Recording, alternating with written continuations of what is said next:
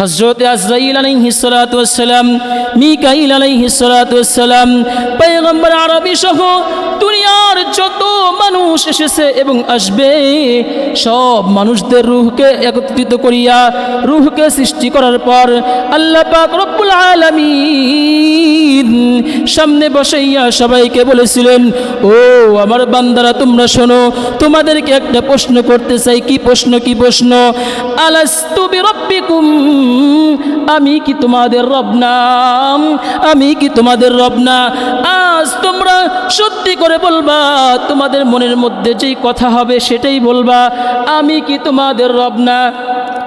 সেই দিন কিন্তু আমরা সকলেই এক আওয়াজে, এক সমস্বরে, এক কণ্ঠে আওয়াজ তুলেছিলাম। যেই মজমার মধ্যে, মজলিসের মধ্যে আমি ছিলাম, আপনি ছিলেন, হামান ছিল, কারুন ছিল, নবীগণ ছিল, সিদ্দিকগণ ছিল, সকলেই এক আওয়াজে বলেছিলেন, ক্বালু বালা শাহিদনা, ও আমাদের রব,